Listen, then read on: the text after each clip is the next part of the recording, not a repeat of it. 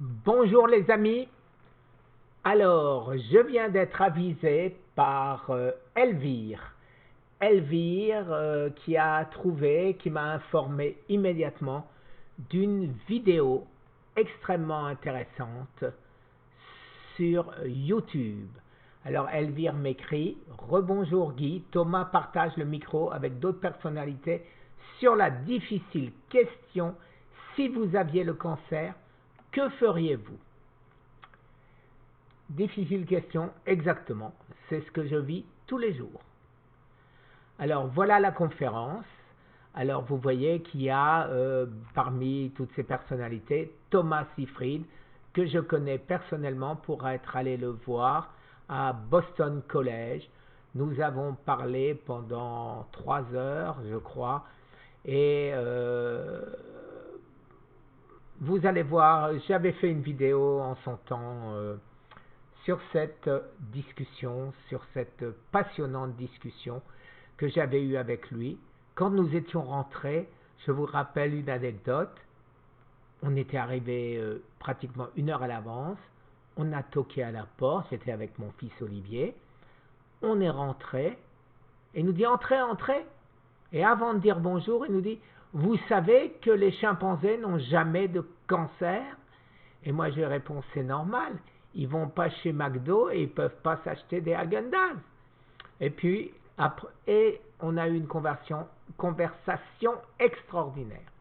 Alors maintenant, au sujet de conversation, je vais vous montrer ce qu'il a dit, et vous allez écouter vous-même. Je suis juste un peu avant pour que vous voyez quelques petites choses avant son intervention. It's so different, and I think it's important not to be put in this box, and remember that, because it's often you get hit with the disease, and the oncologist says, oh, you got page 396, you get this. They treat you like a number, and that's what everybody here is trying to tell you, that it's not so easy. It's hard to answer. It's a good question, Steve, but it's just so hard to answer, because I don't know what I'd do. All I can do is kind of tell you what I've seen others do. But be prepared for a marathon, and be prepared for the fight if this hits you or a loved one. And don't just, as Pam said, and as everybody said, don't take the first advice you hear. Take a breath. Just look around. Try to navigate the system. You are in charge, not that oncologist. So you have a brain also that can do their own research as well. So.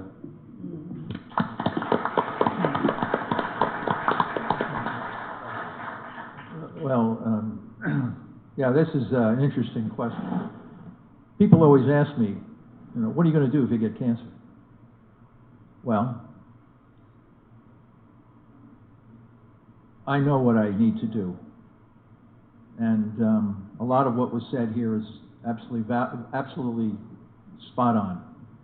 It's you have to know, you have to have a tool. If you know the tool, if you know what's driving the disease, then you know how to manage the disease. Let me tell you. The mitochondria in cancer is screwed up. What that means is they have to ferment. There's only 2 fuels in the body that can supply the energy for the growing tumor cell, and that is glucose and glutamine. Now, it sounds simple. It's easy to target glucose. Not so easy to target glutamine, for what Brian said. The immune system uses glutamine. So if you're going to target glutamine, you've got to be very careful about harming your own immune system. The other issue is that all metastatic cancers, or the majority of them, are the immune system. People in the scientific field are grappling with this, which means that our own immune system is the metastatic cancer cell. They use glutamine, okay? And our normal immune system uses glutamine. So how are we going to kill this guy if the very cells we need to get rid of them are also using the same fuel? There's no question about what Brian said. You have to kill the cell strategically without harming the normal cells of the body. So what we have is you have a strategy. You know what the cells are eating, because without energy, nothing lives. So we take the energy away from the growing tumor cell, transition the body over to a fuel that the tumor cells generally can't use, which are ketone bodies, and then we strategically go after the glutamine, but we pulse and press. So we actually, and I don't know of a diet yet that can target glutamine. There's many diets that can target glucose, but glutamine you have to be very careful about. So this is cutting edge now. We're even thinking about adding glutamine back, the very fuel that the tumor cell needs to use after we use certain kinds of low-dose drugs to hammer the tumor cells and slowly degrade them. I agree with what everybody said here. Going to the Hippocrates Health Institute and using these combinatorial therapies while maintaining the health of the body seems to be a very logical way to do this. One of the things that I would not do, ever, is take chemo. Because what is the purpose of chemo? It's to kill proliferating cancer cells, right? This is why they do it. They do use radiation. Why? To kill proliferating cancer cells. But if you pull the plug on their energy, they're going to die. They're going to die just as if you were to use chemo. So why use chemo when you can pull the plug on their energy? The problem is, the biggest problem is that the medical community doesn't know about this. I feel bad. The physicians that I speak to, the oncologists, are always shocked when you tell them this because they never heard of it. They're not trained in medical school too. These people are not bad people. These are good people. They're trying to help their patients. The problem is they just simply don't understand the biology of the disease they're treating. This is sad. And nutrition does play a massive role. So when someone says, oh, nutrition, go home and eat whatever you want, that's misinformation. That's not accurate information. It's a combinatorial issue. It's a body disease. You have to maintain the health of your body while you strategically eliminate the tumor cells. And you can do this. And we're on the cutting edge of doing this. But I'm not going to say that we have a blueprint that works. The only thing I can say is that we've looked at every kind of a cancer, and they're all the same. There's not breast cancer, brain cancer, bladder cancer, colon cancer. They're all the same. They're all fermenters. They're all the same because we know that. Okay? We've done this. We've looked at this, so we know what their vulnerability is. What we have not yet done is we have not yet perfected dosage, timing, and scheduling. And I think what Hippocrates does and other institutes like this, and there is going to be more, by the way, because we're working on clinics that want to target and kill cancer cells without toxicity to the rest of the body based on an understanding of what the fundamental issue of the disease actually is. And it's very rarely going to involve radiation and chemo. And another thing about the immunotherapies that you hear about, that you hear on TV every night, you don't see the papers that show that this stuff is also can kill you very quickly. There's a paper that just came out in JAMA. You get hyper-progressive disease from some of these. And you know, it's very strange because people think, well, I'm going to go in for an immunotherapy. And, you know, Steve Allen from Microsoft passed away very recently, died in 2 weeks after starting the treatment. Blake Nordstrom of the Nordstrom department store, physicians very optimistic, dead in 2 weeks after starting these treatments. So let me tell you, no one dies in 2 weeks from metabolic therapy, I can tell you that.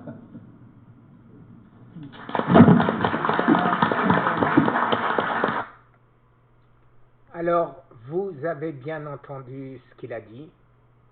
Personne ne meurt en 2 semaines en prenant un traitement métabolique. Alors qu'avec la chimio, la radiothérapie, l'immunothérapie, on peut mourir. La preuve en est, ces 2 dernières personnes qu'il vient de citer, on peut mourir en 15 jours. Alors, ce qu'il a dit, et ce que je vous répète depuis longtemps pour l'avoir appris de personnes aussi compétentes que lui, c'est que le cancer est une maladie métabolique, que la nourriture est extrêmement importante, que l'autophagie est importante, que le fait de ne pas manger de sucre est important. il n'a pas précisé comment faire pour essayer de limiter un peu la glutamine. Je l'ai fait, thé vert, les poivrons et l'ashwagandha qui limite un peu l'accès du cancer, des cellules du cancer à la glutamine. Alors maintenant, je vais vous faire écouter juste après la suite en ce qui concerne le fructose. Le fructose où on me dit des fois, des amis, des abonnés qui me disent mais non, le sucre c'est bon, le sucre des fruits c'est pas dangereux, c'est le sucre industriel qui est dangereux. Eh bien, vous allez être surpris les amis. Et là, c'est pas moi qui le dis. C'est pas moi qui le dis. Alors, simplement, je vais mettre à la fin, je vais vous laisser écouter ça, et je vais mettre le lien de cette conférence Hippocrate qui est, à mon avis, fantastique. Fantastique. Chaque mot est pesé. Chaque mot veut dire quelque chose. Chaque mot nous apporte quelque chose. Merci les amis et nous allons continuer avec cette deuxième personne. Écoutez ça, ça vaut la peine. Before we go on, more than 35 years ago, we determined that sugar was feeding cancer, not because we had a brain trust of researchers at Hippocrates, but the forms of cancer that were visible to us when people were consuming large amounts of fruit were growing. And so we did a little test, and we took away all the fruit and saw it remiss in about 18 cases. So we wiped fruit out of the diet, initially for cancer, then eventually for other diseases. And so we've been doing this for many decades. And a few years ago, we had a major medical conference, a research conference, and Thomas came, and he sat down with me, and he said, "Why do you do that?" I said, "Because it helps cancer." He said, "Do you want me to show you why that works?" And remember, we sat at the table, and he showed me on a paper exactly how fruit sugar feeds cancer more than any other form of sugar, because it metabolizes in the body like a fat. No other sugar metabolizes like a fat. It actually makes you fat. So what an eye-opener for the man I admire the most. Probably in history, there's been nobody who knows more about cancer than Thomas. So give him another hand.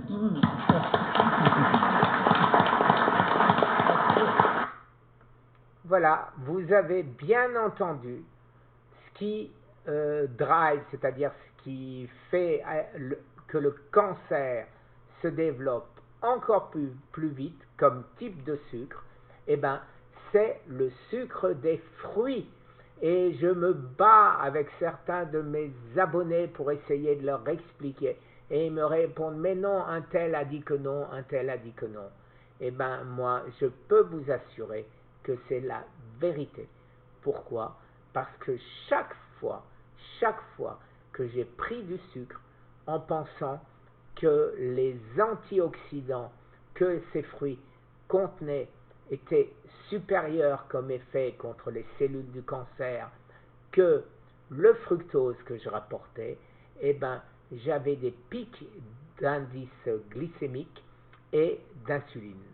Donc, j'ai supprimé totalement, je dis bien totalement, les fruits. Et je suis là en bonne santé pour l'instant. Et Tom, il m'a demandé de l'appeler Tom. Donc Tom m'a dit qu'au mois de septembre 2020, si je suis encore vivant, il fera une thèse ou un livre un livre sur ce que je fais, sur ce que j'ai fait, et j'espère, je l'ai déjà dit dans une autre vidéo, pouvoir lire ce livre. Voilà, je vous mets le lien de cette conférence, 1 heure, mais 1 heure, on s'ennuie pas une seconde, on s'ennuie pas une seconde, et on ressort de ça de cette conférence beaucoup plus riche en connaissances sur le cancer. Merci les amis, une très très bonne fin de journée de ce dimanche. Je suis enchanté. Merci Elvire de m'avoir envoyé immédiatement ce lien qui venait d'apparaître, puisque vous voyez, ça a été posté novembre 23 2019 et je ne l'avais pas vu. Oh, c'est pas bien ça, hein? Au revoir.